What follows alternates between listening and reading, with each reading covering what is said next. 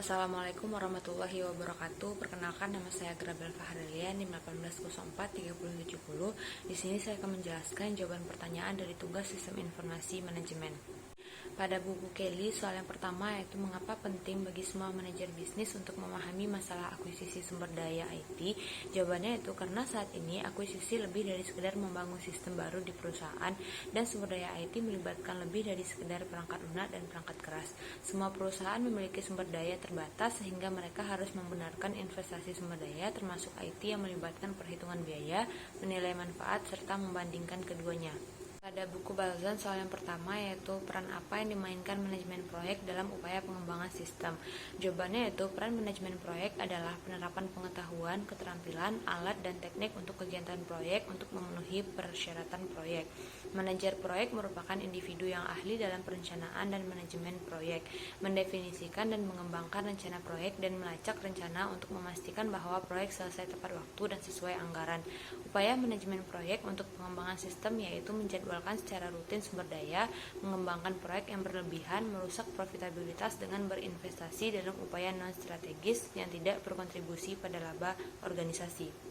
Yang kedua yaitu fase manakah dalam siklus hidup pengembangan sistem yang paling penting? Jawabannya yaitu menurut saya fase yang paling penting dalam siklus hidup pengembangan sistem yaitu fase perencanaan, karena ini merupakan rencana tingkat tinggi dari proyek yang dimaksudkan untuk menentukan tujuan proyek atau mengembangkan aliansi informasi strategis dengan organisasi lain. Dengan aktivitas terkaitnya yaitu mendiskusikan masalah dan identifikasi peluang untuk organisasi, memprioritaskan dan memilih proyek untuk pengembangan serta menetapkan ruang lingkup proyek. Ketiga yaitu jika Anda harus melewatkan satu fase selama pengembangan sistem, fase mana itu dan mengapa. Jika harus melewatkan satu fase, maka saya memilih fase pemeliharaan karena ini merupakan fase terakhir di mana organisasi melakukan perubahan, koreksi, penambahan, dan peningkatan untuk memastikan bahwa sistem terus memenuhi tujuan bisnis, di mana ini juga merupakan risiko yang sangat kecil pada fase ini. Soal yang keempat yaitu fase manakah dalam siklus hidup pengembangan sistem yang paling berisiko? Jawabannya yaitu fase implementasi. Karena pada fase ini organisasi menempatkan sistem ke dalam produksi sehingga pengguna dapat memulai melakukan operasi bisnis yang sebenarnya.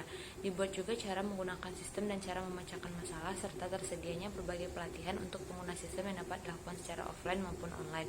Dan juga pada fase implementasi ini dibentuk beberapa metode implementasi yang dapat dipilih organisasi untuk memastikan keberhasilan. Di antaranya yang pertama, implementasi paralel yaitu menggunakan sistem lama dan sistem baru sampai semua pengguna memverifikasi bahwa sistem baru berfungsi dengan benar.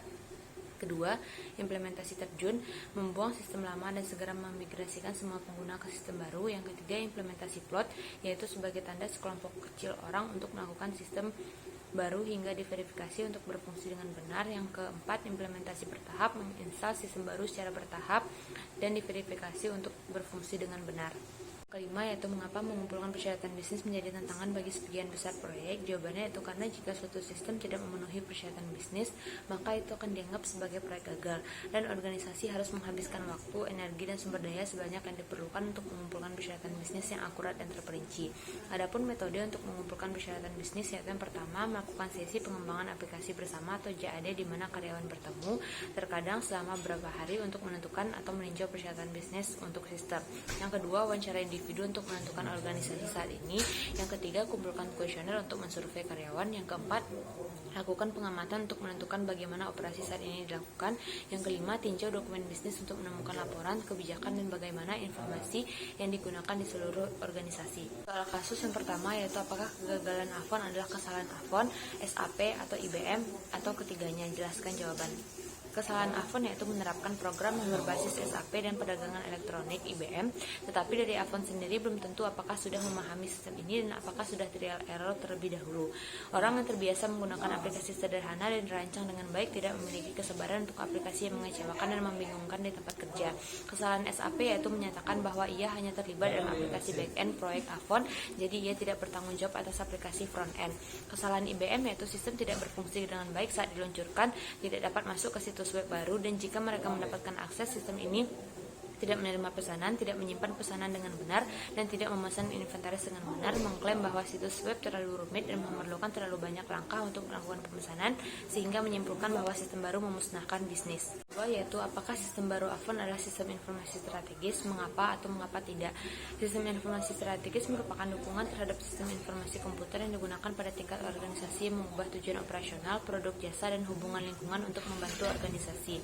Sistem Avon tidak merupakan sistem informasi strategis dikarenakan implementasi dari Avon sendiri mengalami kegagalan yang membuat seorang penjual independen menyimpulkan bahwa sistem baru dari Avon bisa memusnahkan bisnis. Sekian jawaban dari saya. Terima kasih. Assalamualaikum warahmatullahi wabarakatuh.